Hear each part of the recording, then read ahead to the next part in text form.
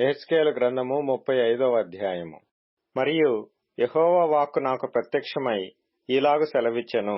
నరపుత్రుడా, శేయీరు పర్వతము వైపు నీ ముఖము త్రిప్పుకొని దానికి మాట ఎత్తి ఈలాగు ప్రవచింపుము. ప్రభువగు యెహోవా సెలవిచ్చినదేమనగా, శేయీరు పర్వతమా, నేను నీకు విరోధినైతిని. నా హస్తము నీ మీద చాపి నిన్ను పాడుగాను నిర్జనముగాను చేసెదను. నీవు నిర్జనముగా ఉండునట్లు నీ పట్టణములను ఎడారులుగా చేసెదను. నీవు పాడవుదువు. అప్పుడు నేను యెహోవానై ఉన్నానని నీవు తెలిసికొందువు. ఇశ్రాయేలీల ఎడల ఎడతెగని పగ కలిగి వారి దోష సమాప్తి కాలమున వారికి ఉపద్రవము కలిగిన సమయమున నీవు వారిని ఖడ్గమున కప్పగించితివి.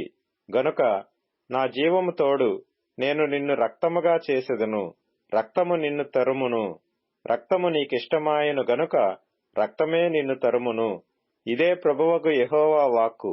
వచ్చువారును పోవువారును లేకుండా అందరినీ నిర్మూలము చేసి నేను శేయీరు పర్వతమును పాడుగాను నిర్జనముగాను చేయుదును. అతని పర్వతములను హతమైన వారితో నింపుదును.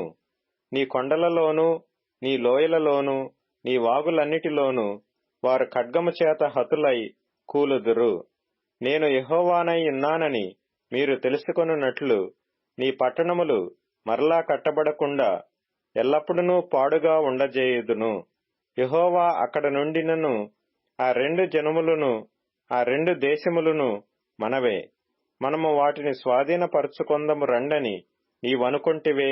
నా జీవము తోడు నీవు వారి ఎడల పట్టిన పగ వలన వారికి చూపిన అసూయ చొప్పునను క్రోధము చొప్పునను నేను నీకు తగిన పని చేసి నిన్ను శిక్షించుట వలన వారికి నన్ను నేనే తెలియపరచుకొందును.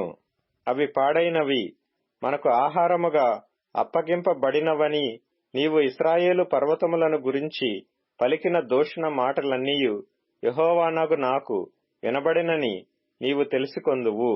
పెద్ద నోరు చేసుకొని మీరు నా మీద విస్తారముగా ఆడిన మాటలు నాకు వినబడెను. ప్రభువగు యెహోవా సెలవిచ్చినదేమనగా, లోకమంతయు సంతోషించినప్పుడు నాశనము నేను నీ మీదికి రప్పించెదను. ఇశ్రాయేలీల స్వాస్థ్యము పాడైపోవుట చూచి నీవు సంతోషించితివి గనుక నీకును ఆ ప్రకారముగానే చేసెదను. శేయీరు పర్వతమా, నీవు పాడవుదువు. ఎదోము దేశము యావత్తును పాడైపోవును. అప్పుడు నేను యెహోవానై ఉన్నానని వారు తెలిసికొందురు.